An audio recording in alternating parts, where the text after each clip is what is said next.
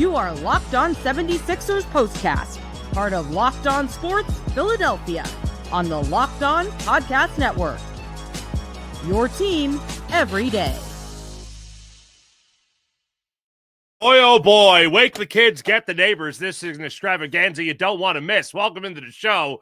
This is Locked On Sports 76ers Postcast. My name is Mark Farzetta. It's great to have you along for the ride. We got some breaking news here. I waited an extra minute or two to make sure that it went final. And yes, it went final. The Brooklyn Nets lost tonight. What a bunch of dummies. They won tonight like a bunch of dummies. Jeez, bury the headline. Screw up the headline. The Brooklyn Nets beat the LA Lakers tonight in Brooklyn, 111-108. What a bunch of morons. And then the Raptors, who had a home-and-home series against the Washington Wizards, the worst team in the NBA. The Raptors, they beat the Wizards. They lost to them 2 nights ago. They beat them tonight, 119-104, which means bring up the standings. Your 76ers are once again in the bottom 6 of the NBA. This is a great thing for their draft pick. I know most of you want the Sixers to be one of the 6 worst teams in the NBA to help them increase their chances of keeping their top 6 protected pick and not shipping it over to Oklahoma City. Right now, the 76ers are 22-42. Right now, the Raptors, who the Sixers got on Wednesday night at 7:30 in Toronto. Toronto Raptors are 22-23. There should be 43. The New Orleans Pelicans, 17-48. You see the numbers right here. For the people on the podcast, all you need to know is that the 76ers are one of the 6 worst teams in the NBA again. And then they're going to have another terrible off against the Raptors coming up on Wednesday night. So I look forward to that one. But yes, welcome in once again to Locked On Sports Philadelphia, Locked On 76ers Postcast. And don't forget, your favorite podcast now has a newsletter introducing Locked On 76ers Daily. One stop for ultimate team and league coverage delivered right to your inbox. Sign up for free at LockedOnDaily.com. That's LockedOnDaily.com to start your day with the all-new free Locked On 76ers newsletter. This particular episode is brought to you by FanDuel. Right now, new customers can get $200 in bonus bets when your first $5 bet wins. Let's kick off the postcast with our player of the game. Gee, I wonder who that could be. This is the Locked On Player of the Game. It's got to be my man, Pots and Pants, Quentin Grimes. How about his performance this evening? I believe this makes now 4 30-plus point games on the season. He dropped 35 points on the Atlanta Hawks today to lead all scorers. He also had 7 rebounds, 5 assists for your Sixers, and also came up with 3 steals on the night. That is something special. The Hawks, one of the best stealing teams in the NBA, only came up with 4 as a team. The Sixers came up with 8. 3 of them going to Quentin Grimes. Like I mentioned, he also had 7 rebounds, and 5 assists in the ball game tonight with 35 points on 14-25 shooting, 5 of 11 from beyond the arc. Look, I'm happy that the Sixers lost tonight. This will be my message for the next 18 games. It's been my message for the last 20 games, or will be my message for the last 20 games of the season. But the Sixers losing is great. Keeping that pick would be the ultimate. Making sure Tyrese Maxey has time to recover from his finger injury, his back injury. You also have Paul George. He missed tonight's game as well. And Joel Embiid, we all know what's going on there. But to have Quentin Grimes playing at the level that he's playing at right now, it's not about playing right now. It's not about how they're performing right now. Ultimately, you just want them to lose. It's about what these guys can give you in the very near future. And Quentin Grimes, to me, certainly at the very least, looks like a rotational player next year to play with Tyrese Maxey, to play with Jared McCain, and to bring his talents to this team as either a spark off the bench or somebody to start next to Tyrese Maxey and be that number 2, that solid number 1 if you're playing position basketball, which apparently is the way of the dodo now, unfortunately, with Tyrese Maxey running point, Quentin Grimes or Jared McCain helping him out as the 2 guard, and then also having Paul George as your swing man. Gershon Yabusele, another year of him next year as your power forward to play with Joel Embiid. If Joel Embiid's NBA career, of course, is not over. You're just looking to see what these guys can give you. Now, on that note, before I go any further, I was banging the pots and pans last night for my man Adem Bona, who had a phenomenal game. Career highs across the board, 14 points, 14 rebounds, 5 blocks. Holy Stromboli. Tonight, look, I'm happy. You got another double-digit game scoring. What I'm not happy about from my man Adem Bona, 2 rebounds. He had 12 points in total, 2 rebounds for Adem Bona. His first rebound did not come until 2:16 of the third quarter, and it was barely even a rebound. His only rebounds tonight, one was a tip-in, which was lucky as hell that it was a tip-in, so he got credit for the rebound. And then the other one was just a long missed 3. I forget who it was for the Hawks, but it came out to the perimeter where he happened to be, and he got the rebound.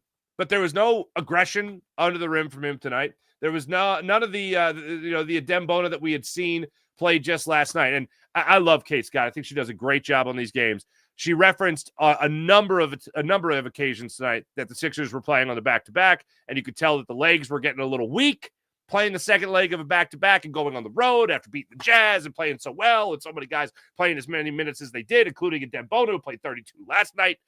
So maybe that was it. I just think they're just not that good.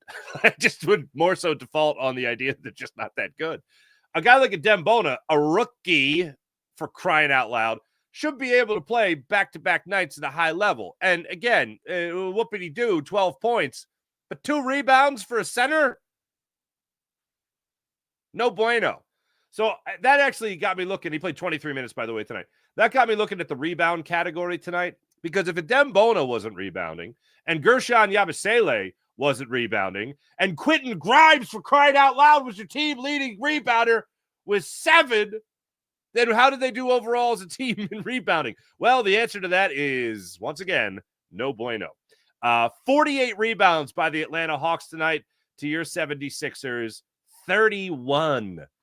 Gross. I believe I kept track of it at the half.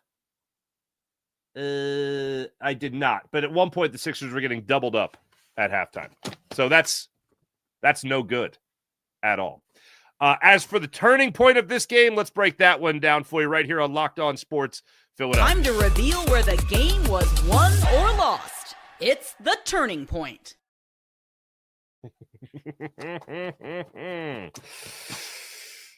Second quarter of tonight's game, the Atlanta Hawks just put the Sixers over their knee.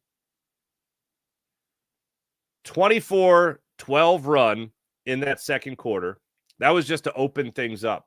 They go into halftime leading 66-57, which kept it somewhat closer than I had anticipated, but they built as much of I believe it was a 15-point lead or 16-point lead in that second quarter. Then they actually go up even more in the third quarter, but things changed drastically. It started with a 7-0 run. Then it went to a 24-12 run where, again, you're doubling up the Sixers. Niang hit a corner 3 that put you up 12 points. Atlanta ended up winning that quarter 33-26, which, again, doesn't tell the full story. But, oh, my goodness gracious, that's where they ended up taking control of the game. And then it went on to a blowout, unfortunately, in that third quarter. Sixers had a little shot of life in the fourth quarter where they scored 43 points. And if you're going to take away anything from this game, and even last night's game as well, the fact that the Sixers are scoring over 120 points without Tyrese, Maxey, Paul George, and Joel Embiid is pretty damn impressive. Maybe it's these other teams taking them lightly, especially in the fourth quarter, where, again, the Sixers scored 43 points in the fourth quarter. Only one they won on the evening of Quentin Grimes, 35 points, 17 of them, by the way, came in the fourth quarter. As for what you'll be talking about tomorrow, we'll break that down when we return. This is Locked On 76ers Postcast on the Locked On Sports Philadelphia YouTube channel. DoorDash. We talk a lot about DoorDash here on Locked On Sports Philadelphia. And NBA fans, get ready. They swoosh, you save. Thanks to Dash Pass, every time a player drops 50 or more points in a game, you score a huge deal the next day. It's pretty simple. When the player scores 50 or more points in a game during this regular season, you get a great deal. You get 50% off as a Dash Pass member. 50% off your order, up to $10 off the next day from noon to midnight. Game day feast after an epic 50-point performance. That's 50-point performance. You can celebrate by ordering wings, pizza, burgers, whatever you like.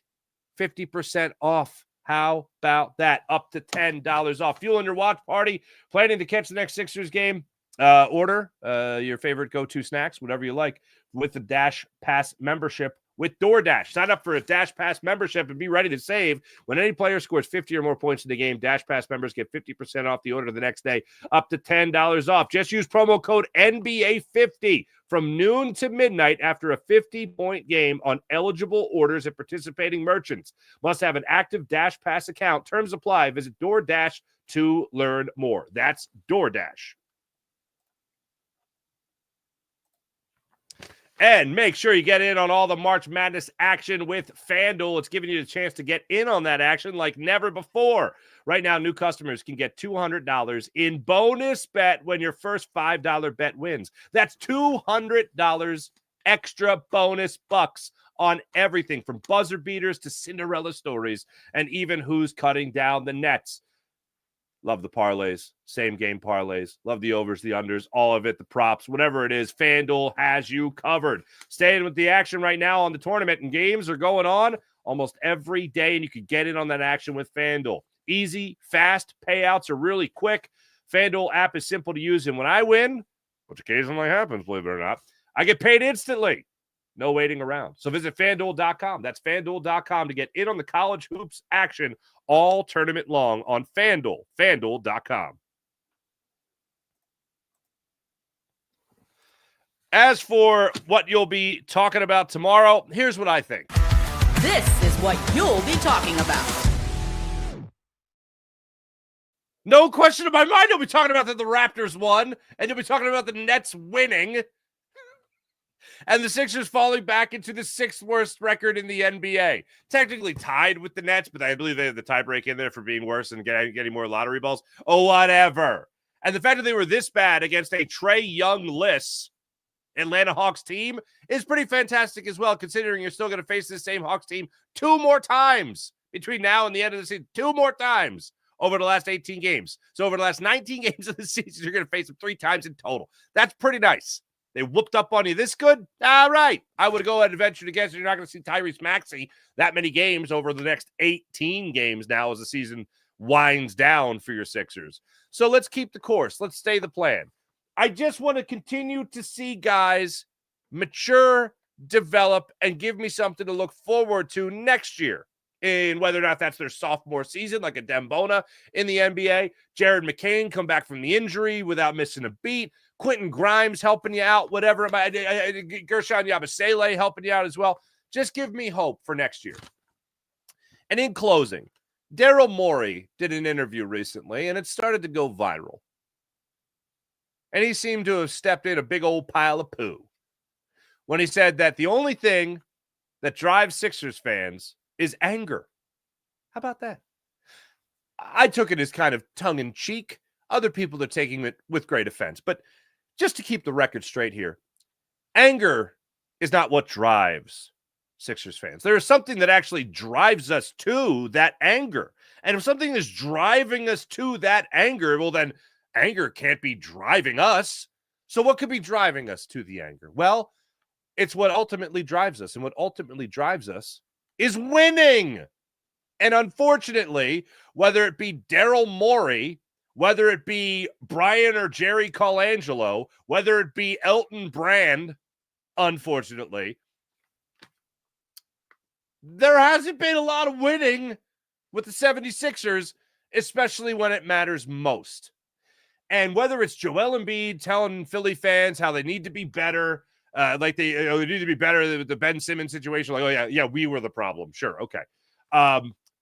Or it's a guy like Daryl Morey shooting his mouth off about what allegedly runs Sixers fans, what drives Sixers fans. I have a soft spot in my heart, as I always say, with Sixers fans, because not only did they survive the process, they thrived during the process. People got on board for a losing team because they overall wanted something better for their team. You haven't seen a championship with the Sixers since '83, for crying out loud. You had a little glimmer of hope there with Allen Iverson.